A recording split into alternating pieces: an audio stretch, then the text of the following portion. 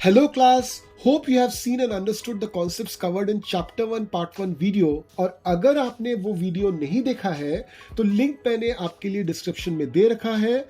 जल्दी जाइए, लिंक पे क्लिक करिए, वीडियो को देखिए और वापस आ जाइए आज के पोर्शन के लिए जो है पार्ट 2 ऑफ चैप्टर 1। और आज का टॉपिक है the solar system. In the last session, we have studied how theoretically Big Bang happened and how this universe and our solar system was formed. All bodies that we see in the sky during the night and day are called celestial bodies. ये हमने पहले ही बोला था। अब ये जितनी भी celestial bodies है ना, all of them have an imaginary line, एक लाइन ऐसी जिसको हमने इमेजिन किया है, डायरेक्ट कोई लाइन नहीं है, जो उसके थ्रू पास करती है। और ये celestial bodies उस लाइन पे थोड़े से टिल्टेड, थोड़े से झुके हुए होते हैं और ये उस लाइन के चारों तरफ चक्कर भी काटते हैं।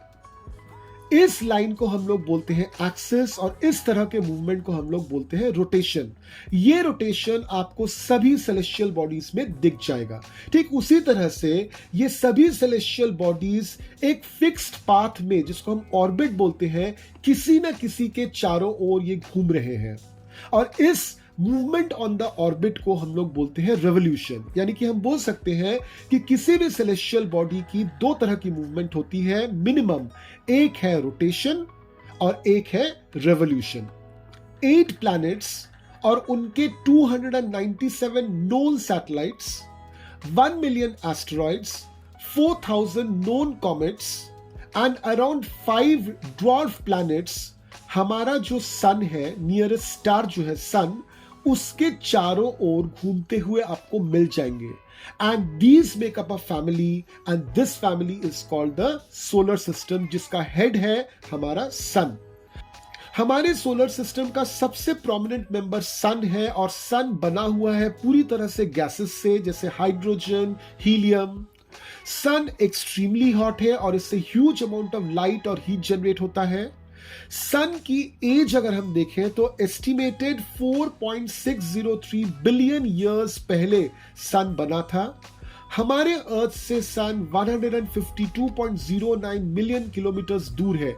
अब चूंकि सन हमसे इतना ज्यादा दूर है तो सन का एक्सट्रीम हीट जो है वो अर्थ पे नहीं पहुंचता। और ये डिस्टेंस जो मैंने आपको बताया ना कि सन और अर्थ के बीच में जो दूरी है, दैट इज 152.09 मिलियन किलोमीटर्स, इसको हम लोग बोलते हैं 1 एस्ट्रोनॉमिकल यूनिट या फिर 1 AU।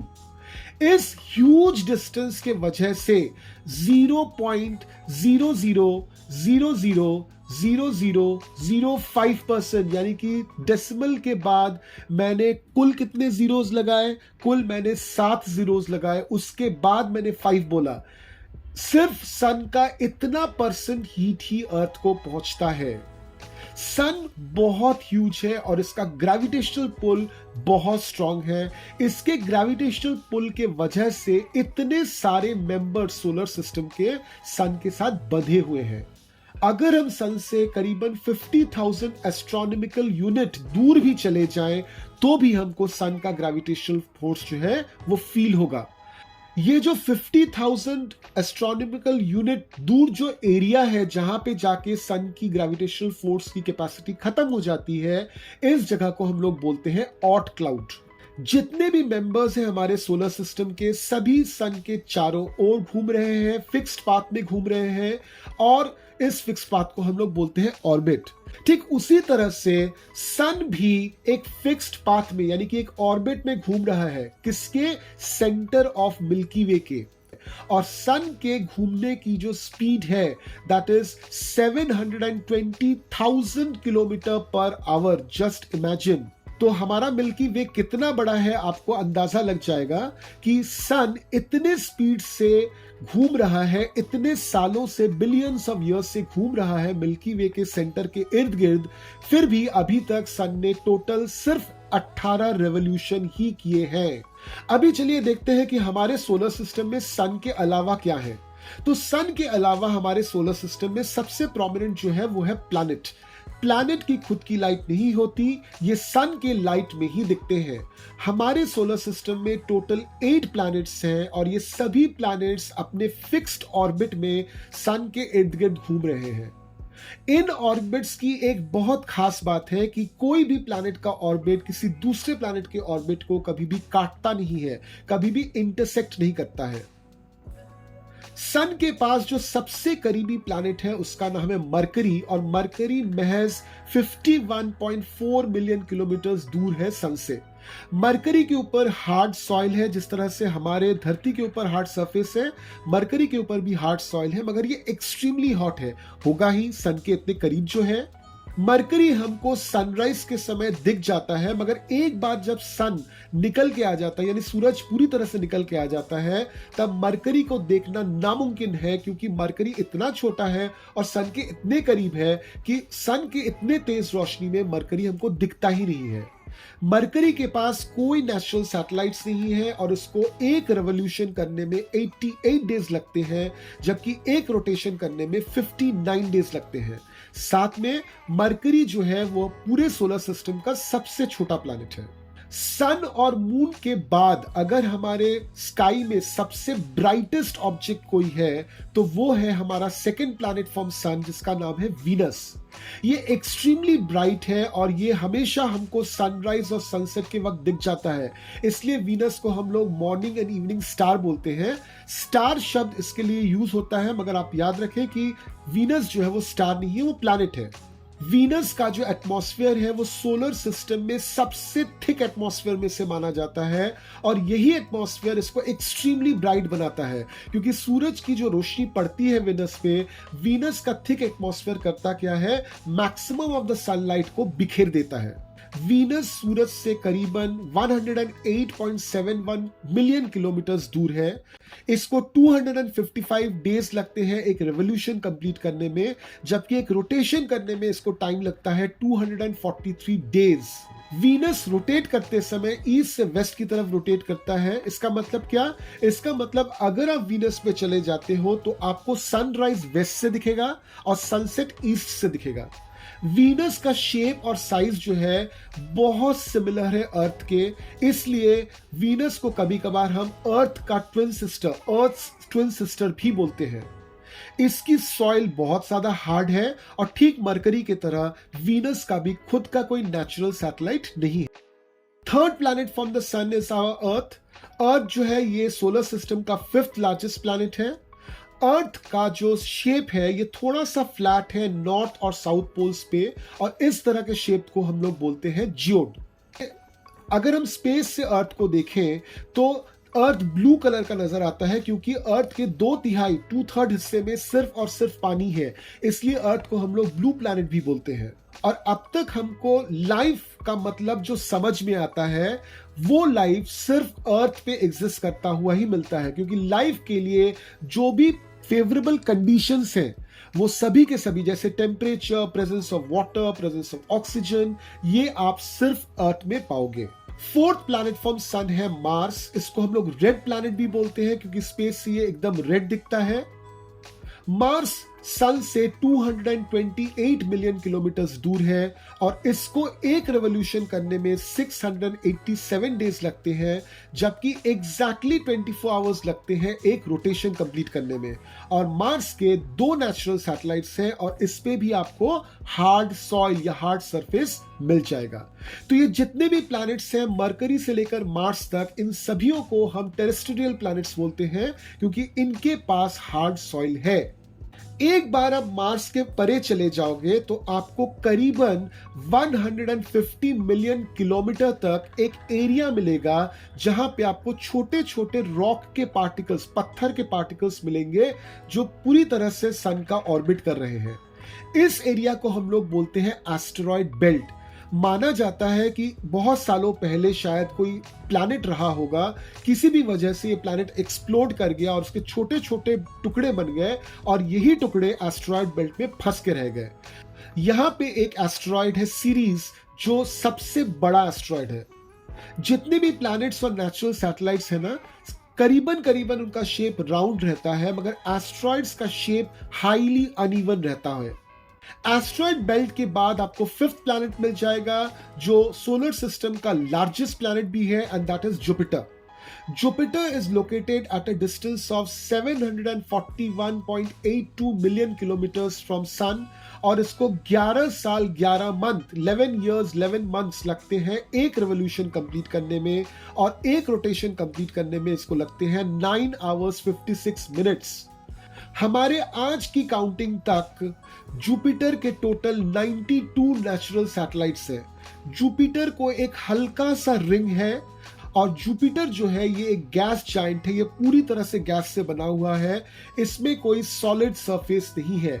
और इसकी अगर ग्रेविटेशनल फोर्स की बात करें तो हमारे सोलर सिस्टम में सन के बाद जुपिटर का ग्रेविटेशनल फोर्स सबसे ज्यादा है। हमारा 6th प्लैनेट है सैटर्न, जिसकी डिस्टेंस सन से करीबन 1.4623 बिलियन किलोमीटर्स है। ये प्लैनेट बहुत सुंदर दिखता है क्योंकि इसका बहुत क्लियर रिंग सिस्टम है।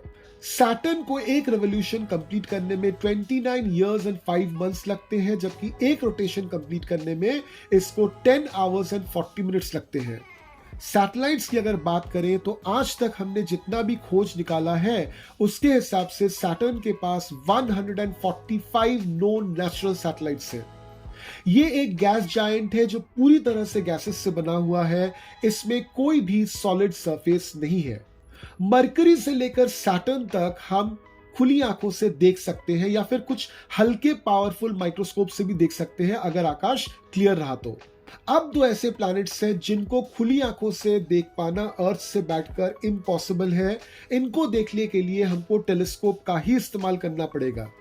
तो 7th प्लैनेट है यूरेनस, जिसकी डिस्टेंस सन से है 2.9 बिलियन किलोमीटर्स। एक रेवोल्यूशन कंप्लीट करने में यूरेनस को टाइम लगता है 84 इयर्स, जबकि एक रोटेशन कंप्लीट करने में इसको टाइम लगता है 17 आवर्स 14 मिनट्स। ठीक वीनस की तरह यूरेनस भी रोटेट करता है ईस्ट से वेस्ट की तरफ, जबकि बाकी जितने भी प्लैनेट्स हैं सबके सब रोटेट करते हैं वेस्ट से ईस्ट की तरफ। आज तक हमने खोज निकाला है कि यूरेनस के टोटल 27 नेचुरल सैटेलाइट्स हैं। यूरेनस में भी एक रिंग सिस्टम है, मगर बहुत धुंधला है वो रिंग सिस्टम। यूरेनस को हम लोग आइस जाइंट कहते हैं क्योंकि यहाँ पे टेम्परेचर बहुत ही ज्यादा ठंडा है, क्योंकि ये सूरज से बहुत ही ज्यादा दूर है। एकदम आखिर में आपको मिल जाएगा हमारा 8th planet, that is Neptune. अगर हम डिस्टेंस की बात करें तो ये सन से करीबन 4.473 बिलियन किलोमीटर्स दूर है। एक रेवोल्यूशन कंप्लीट करने के लिए नेपच्यून को लगते हैं 164 इयर्स, और एक रोटेशन कंप्लीट करने के लिए इसको लगता है 16 आवर्स एंड 7 मिनट्स। इसका भी खुद का एक रिंग सिस्टम है, मगर बहुत हल्का है वो रिंग सिस्टम। नेपच्यून के आज तक जाने हुए टोटल 14 नेचुरल सैटेलाइट्स हैं, और नेपच्यून को भी हम लोग आइस जाइंट कहते हैं। अगर हम नेपच्यून के परे जाने की कोशिश करें तो एक एरिया हमको मिल जाएगा जिसको हम लोग बोलते हैं कुइपर बेल्ट। कुइपर बेल्ट में बहुत सारे ड्वार्फ प्लैनेट्स आपको मिल जाएंगे। ड्वार्फ प्लैनेट्स वो सेलेस्टियल बॉडीज हैं जो एक प्लैनेट की तरह रिकॉग्नाइज होने के लिए जितने भी कंडीशंस हैं, सभी कंडीशंस को ये मीट नहीं कर पाए। तो आज तक हमको 5 ड्वार्फ प्लैनेट्स की जानकारी है, और इसमें से सबसे फेमस ड्वार्फ प्लैनेट है प्लूटो। और प्लूटो को 2006 तक हम प्लैनेट ही मानते थे, मगर 2006 के बाद इसको हमने ड्वार्फ प्लैनेट कैटेगरी में डाल दिया। से सीरीज जो सबसे बड़ा एस्ट्रॉइड है वो भी एक ड्वार्फ प्लैनेट है। अब अगर प्लैनेट्स, उनके natural satellites, asteroids, dwarf planets की बात ना करें तो सोलर सिस्टम के पास और एक चीज भी है जिसको हम लोग बोलते हैं comets. These are celestial bodies made up of mainly ice which revolve around the sun. और कॉमेट्स की एक खास बात है, जब भी ये सन के करीब जाते हैं तो due to the sun heat उनका एक टेल लाइक स्ट्रक्चर बन जाता है। अगर हम फेमस कॉमेट्स की बात करें तो 2 कॉमेट्स का नाम ऑब्वियसली आएगा, एक है हैलीज कॉमेट और दूसरा है शूमेकर लेवी कॉमेट। इसके अलावा सन के चारों तरफ घूमते हुए आपको बहुत सारे रॉक पार्टिकल्स मिल जाएंगे, छोटे छोटे रॉक पार्टिकल्स मिल जाएंगे। कभी कभार तो ऐसा होता है कि ये रॉक पार्टिकल्स जब अर्थ के करीब से गुजरते हैं ना, तो अर्थ का जो ग्रेविटेशनल पुल है, ग्रेविटेशनल फोर्स है, उसको अपनी तरफ खींच लेता है। तो ऐसे केसेस में क्या होता है कि ये अर्थ के एटमॉस्फेयर में घुस जाते हैं, और जैसे ही अर्थ के एटमॉस्फेयर में घुस जाते हैं, बहुत ज्यादा स्पीड होने की वजह से इनमें आग लग जाती है, जलना शुरू कर देते हैं। तो इस तरह के रॉकी ऑब्जेक्ट्स को जो सन के चारों ओर घूमते हैं और इस तरह से अर्थ की तरफ अट्रैक्टेड हो जाते हैं, इनको हम लोग बोलते हैं मेटियोरॉइड्स। ये मेटीरियरॉइड्स जब अर्थ के एटमॉस्फेयर में घुसते हैं और आग पकड़ लेते हैं तो कभी कभार इसको हम लोग शूटिंग स्टार या फिर हिंदी में टूटता तारा भी कहते हैं। मेटीरियरॉइड्स जनरली छोटे शेप के होते हैं, तो जब तक ये धरती के सतह तक यानी कि अर्थ के सरफेस तक पहुंच पाए ये पूरी तरह से जल जाते हैं। कभी कभार कुछ मेटीरियरॉइड्स बड़े होते हैं तो ये पूरी तरह से जलने से पहले ही अर्थ के सरफेस को हिट कर देते हैं। तो चूंकि ये इतने ज्यादा फोर्स से अर्थ के सरफेस को हिट करते हैं तो वहां पे एक गड्ढा यानी कि क्रेटर बन जाता है। तो इस तरह का एक क्रेटर आपको व्रेडेफोर्ट इम्पैक्ट स्ट्रक्चर नाम का एक क्रेटर आपको मिल जाएगा साउथ अफ्रीका में, जो आज तक का सबसे बड़ा क्रेटर है। तो जब मेटियोरॉइड अर्थ को हिट कर जाता है उसको हम लोग बोलते हैं मेटियोराइट। अब चलिए बात करते हैं हमारे नाइट स्काई में जो सबसे ब्राइटेस्ट ऑब्जेक्ट है उसकी, that is moon. Moon earth से 384,400 किलोमीटर दूर है। इसको एक रेवोल्यूशन अर्थ का करने में लगता है 27.3 डेज और एक रोटेशन करने में लगता है 27 डेज। अब चूंकि मून का रोटेशन का टाइम और रेवोल्यूशन का टाइम एग्जैक्टली सेम है, इसलिए हम लोग बोलते हैं कि moon is tidally locked with अर्थ। और जब भी कोई सैटेलाइट उसके प्लैनेट के साथ टाइडली लॉक हो जाता है तो उस सैटेलाइट का सिर्फ एक हिस्सा उस प्लैनेट को नजर आता है हमेशा के लिए। तो हम बोल सकते हैं कि जब से इंसान ने पहली बार मून को देखा तब से लेकर आज तक हम इंसानों ने मून का सिर्फ एक ही साइड देखा है, दूसरे साइड का हमको पता भी नहीं है। अब मून का खुद का तो कोई लाइट है नहीं, सनलाइट की वजह से मून हमको दिखता है। मून जब अर्थ के चारों तरफ घूमता रहता है और साथ में रोटेट भी करता रहता है तो सन की जो लाइट है मून के किसी किसी हिस्से पे पड़ती है। तो जिस हिस्से पे लाइट पड़ती है अर्थ से वो हिस्सा दिखता है और इसको हम लोग बोलते हैं फेजेस ऑफ मून। अब एक पर्टिकुलर नाइट पे क्या होता है कि सनलाइट जो है पूरे मून पे पड़ती है और उस रात को हमको मून जो है वो पूरा दिख जाता है। उस रात को हम लोग बोलते हैं फुल मून या फिर पूर्णिमा। ठीक उसके 15 दिन बाद सूरज की रोशनी जो है वो मून को पूरी तरह से मिस कर जाती है, तो हमको मून दिखता ही नहीं है। तो उस पर्टिकुलर रात को या उस पर्टिकुलर रात के चांद को हम लोग बोलते हैं अमावस्या या फिर न्यू मून।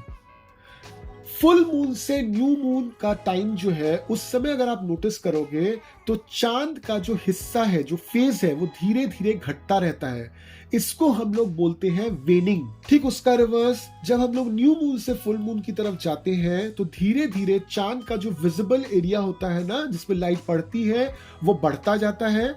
इस पर्टिकुलर पीरियड को हम लोग बोलते हैं वैक्सिंग।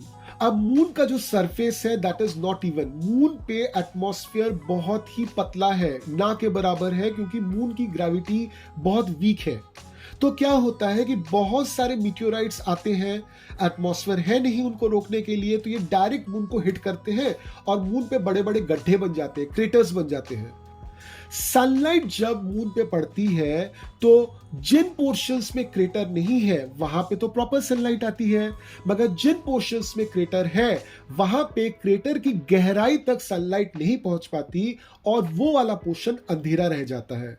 इसलिए जब हम अर्थ से मून को देखते हैं तो हमको मून में दाग नजर आते हैं। अब ये दाग नहीं है, ये बेसिकली वो क्रेटर्स है मून पे जिनके अंदर सनलाइट नहीं पहुंच पाई। मून हमारा एकमात्र नेचुरल सैटेलाइट है। हम ह्यूमंस ने मून को विजिट भी किया है। तो first spacecraft which has ever landed on moon was Apollo 11 और उसके अंदर कौन कौन से लोग थे? नील आर्मस्ट्रॉन्ग, माइकल कॉलिंस और एडविन एल्ड्रिन।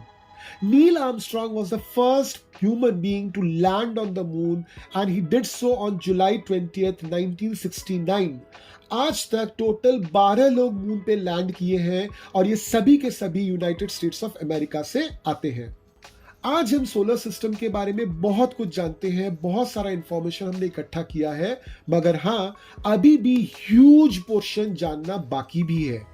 इंडिया का खुद का एक स्पेस रिसर्च ऑर्गेनाइजेशन है जिसका नाम है इंडियन स्पेस रिसर्च ऑर्गेनाइजेशन या फिर इसरो, और ये एक्टिवली पार्टिसिपेट करती है स्पेस रिसर्च में।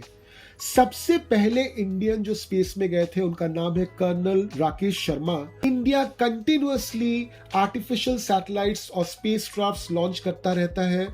बहुत सारे स्पेस मिशंस इंडिया ने लॉन्च किए हैं, जैसे Chandrayaan 1, Chandrayaan 2, Mangalyaan. So that's all for today's session. फिर से हम मिलेंगे पार्ट 3 ऑफ चैप्टर 1 में, जहां पे हम लोग डिस्कस करेंगे question answers of this particular chapter. Till then keep learning.